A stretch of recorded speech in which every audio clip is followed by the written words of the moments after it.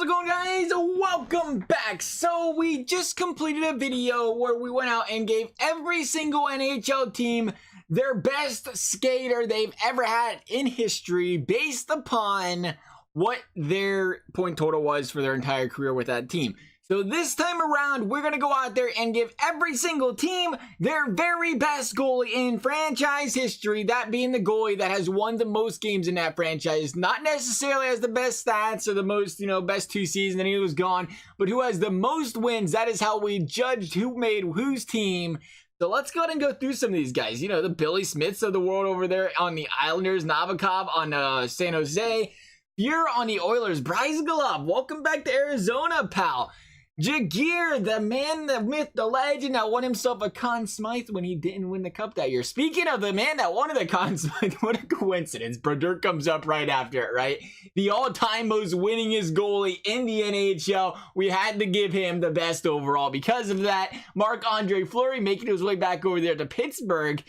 Kiprusoff over there to Calgary. Liu to the St. Louis Blues. I can't believe the St. Louis Blues best goalie only has I think it was 170-ish, 170, 150-ish wins total. For as long as the Blues have been around, I figured they'd have it easy a goalie in 200. They must go through goalies a lot. Marty Turco over there for the Dallas Stars. Backstrom for the Minnesota Wild. Kolzig for the Washington Capitals. Pavlich. Speaking of guys that, didn't have a lot of games under their belt, Pavlich has the lowest overall over there in Winnipeg. Was not the greatest of goalies. He had a couple of solid seasons, but not one where EA would have ever given him over an 85. And remember, that is what we're trying to do here, is kind of keep this in relevance to the EA overall. Patrick Waugh, right? I mean, the guy was a monster on Montreal and Colorado. Colorado was a team that we had all those wins. 93 overall for him. Hextall, Philly. Luongo, the only guy on the list that actually makes this list twice. He made it on Vancouver and on Florida, being the most winningest goalie in both franchises' history. Now we have the real Luongo still on Florida. We just upped his overall a little bit. Ryan Miller over there in Buffalo. Broda over there in Toronto. Esposito for the Blackhawks. Salchuk for the Detroit Red Wings. And then again, we have goalies who are still in the league that are the most winningest in a franchise. We have Cam Ward on Carolina. Bob for CBJ. Florida, like I said, Luongo, we seen the overall. We gave him already. LA has Quick. Fleury, or not Fleury, but Carey Price over there in Montreal. Pekka Rennie on Nashville. And then there was Ben Bishop one for Tampa Bay. Luongo for Vancouver. We brought him up. Kolzig as well. And then Winnipeg, like we said, with Pavlik. But we had to make Pavlik because I guess he's not in the league anymore. He's a free agent. Or he's retired. He's one of the 7. But for the most part, those guys that are already currently in the league, we did give them like a 1 or 2 overall bump just because, they are, some of them do have a little overall than they did have in their prime. So we tried to get them back to that equivalent to where EA had them at one point in time, if we could remember that there properly. Taking a look at what the overalls did for these teams to see if anything sticks out here. Still 90, 90, 93 for the Predators. Looks like not much at all changed, really. 93 for the Capitals. Weird, you would have thought that would help some teams, but I guess not. Kind of like what would happen if every team had a 90 overall goalie in this game type of deal we have going on here almost. But, you know what? We'll see what happens. We'll see what happens, I guess. So everything else looks pretty. We'll go ahead and make sure injuries are off. Not that it should matter too much, but I always do it just in case. Auto-rotate goalie's got to be on as well. And I always check the wrong screen. Not about you guys when you mess with your settings, but I always think advanced settings, injuries, and it's rules, other things. It's actually the complete opposite. Go ahead and start this puppy up, though. Get some season sim in it going. I will bring it up as well. If the goalie was on a team whose goalie is currently better, like overall-wise, than, the goalie they just acquired, that good goalie still gets benched. Every single team has to use their best overall, so we just took, I don't know, let's see if Martin Jones was like a 93 and, Nabokov was like 90 and Martin Jones should have played. Then Martin Jones got shipped off to Austria. Not even a pun intended. Literally sent them straight to the international team so they couldn't be drafted or picked up or signed, or whatever, right? And they ended up being stuck with that goalie anyway to make sure everything is still fair and square here for everybody. Being forced to use the best goalie, quote unquote, in their franchise's history. We do use that term lightly because I do know, yes, indeed, it's not technically always their best goalie because, some guys, they win a lot because they play a lot there. But at the same time, one thing you will remember is I wasn't alive in 1930. I don't know if you guys were. Some people might have been. I don't think that many old people of that age watch my videos. If you do, hello, thank you for watching. I appreciate it. But I would imagine I am not very appealing to more than like 7 or 8 people, but I appreciate all 7 or 8 of you that watch the videos. I love you guys a lot. Thank you very much. But thinking of that, you know, it's kind of hard to judge eras. The eras are so much different. The 70s, the 80s, the 60s. I brought it up in the last video. I tried to do my best to make sure every single team has a relatively good overall. And I felt like there was like, I went more for goalie ratings, especially. I went and looked at like Vezina. If they won like 4 or 5 Vezina, I'm like, you know what? That guy probably was a good goalie in his era, right? 4 or 5 Vezinas, 3 or 4 of them. Try to use that to base the overall as well. Because like I said, you look at the 70s and stuff. And the goalies over there in the 70s are dropping like 890 save percentages winning the Vezina. But that was the years when Gretzky was dropping 200 points, you know? So it was like, it was a different era then compared to now where, you know, 915 and 920. Well, even last year, a 915 was really good. But years before that, 920, 925 was stellar Vezina worthy of numbers. The other thing is, I know, everybody's the same height, everybody's the same weight. Most of you guys don't mind. Some of you guys it bothers. It doesn't matter in this game. It really doesn't. Height and weight doesn't matter. And to be completely honest, if I was to go out there and actually customize every single height and weight, first of all, it'd take like 6 years longer. But second of all, the odds are I would accidentally make a guy an inch too short, an inch too small, and then 2 pounds too much, 300 pounds too light. And then I would probably get the nice and lovely hate comments on that. So we're just going to avoid that because it doesn't really, like I said, it doesn't affect it. The height and the weight doesn't. The age doesn't. Everybody's 26 anyway, even if it were to affect it. Arizona Coyotes, though, baby. They needed a goalie. They got Bryce Godlov back, and they are good to go. Let's go take a look at the standings. So, Jumbo, 57 points? San Jose, you changed goalies, not your entire offense and defense. 101 out of the Sharks, though, still winning and making it, you know, over there in the Pacific, even with a lot of guys not putting up points. Unless that was Joe Thornton putting up 47 points in that first game in the playoffs. Could happen. Edmonton, though, 99 points. Calgary, 99. Arizona, 99. Vegas, they got Fleury as well. Should have brought it up. That's why I guess there was technically 2 teams with 2 goalies. Fleury's the other one. Anaheim Ducks over there, 83. 83 out of the Canucks. And then 73 out of the Kings. Johnny Quick. I did bump Quick's overall a little bit. Didn't seem to help him a lot there, though.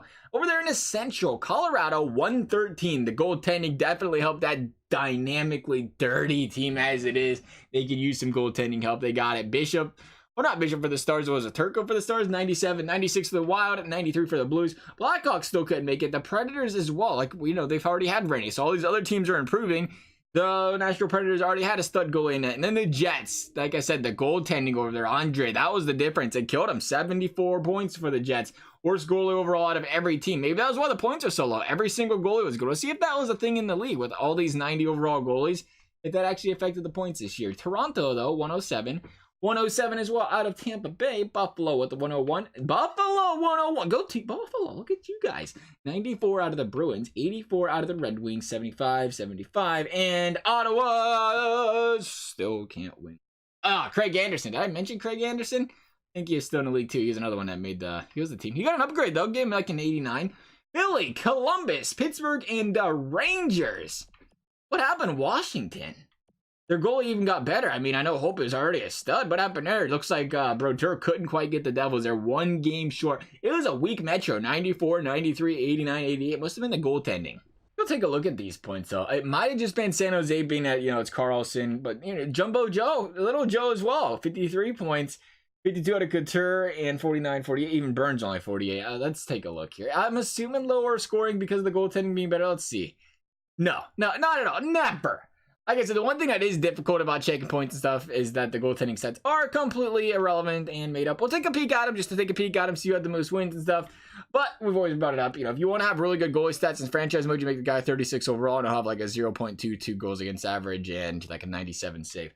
But I guess it was just a bad season for San Jose because everybody else still put up a lot of points. Let's go take a look at how our goaler men did, though. You had the most wins in the league. 44 out of Patrick Wald. Nice season. 924 saves. 931 out of Bresgalov. 42 and 21 season for him as well. Looks like that was the most wins in the season. It was indeed. Bishop with 40. 38 for Fear. Brodo with 36. Who was the worst performing goalie in the league? We hate to have to bring him up, but let's go ahead and take a little peek here. Never mind, we have some backups in here as well. I guess that's going to be a difficult thing to do. Jagier, what happened? Overall, though, some pretty solid seasons. Even Fear over there, turning it over for Edmonton with a 928, 926 for Broda, Turco, Hextall, Rene. Again, solid season for Rene, but there's a lot of solid seasons. Bobrovsky down there a bit as well. Liu as well. Ryan Miller dropped 33 wins. Not bad. Brodeur, 33 and 25. Great season. I guess just didn't get a lot of support back there. Esposito, same story. 919, a little bit lower than most of the goalies around there. Maybe that was the difference there. Hank, 921. Another guy, 91 overall we gave him. I guess we could have showed the overalls now that we are here for some of these guys that are on. Berger, Ryan Miller's an 89. Bobrovsky was a 91. Pekka was 90. And who else is up? It was Bishop. Bishop was one of them. Bishop kept it an 87 because Bishop, really, as good as he did play last year, hasn't seen a lot of really high overall upgrades or ratings in general, but even when he was on Tampa Bay.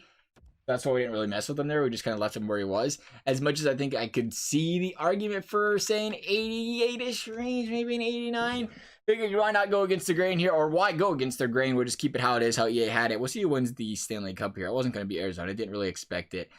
Not Arizona, but what team were we against? San Jose. San Jose, we couldn't score points. I can't believe we had that low of scoring season. San Jose is a pretty solid team all around. To have a guy 54 points best on a team, that's kind of surprising. Stanley Cup winners are the St. Louis Blues. How about them Blues, baby?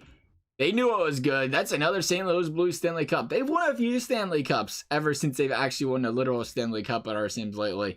Like they knew it was coming or something. We'll take a look at that playoff tree, though, just for a good time. It was a 4-1 victory over the Philadelphia Flyers. But look at the different faces and places here. Arizona in conference finals, Flyers and Rangers as well. I guess I wouldn't say different places. They've been there a lot, but not in the last few years. Blue Jackets, Flyers, Sabres, and Rangers making it out of the first round. Same could be said about the Blues and the Stars. Edmonton couldn't get past Arizona, though. We'll take a look really quickly at these awards. Go take a peek here. Nathan McKinnon with the Ross and the Memorial. James Norris, there you go. Dowdy Kucherov, Lady Bing, what a nice guy.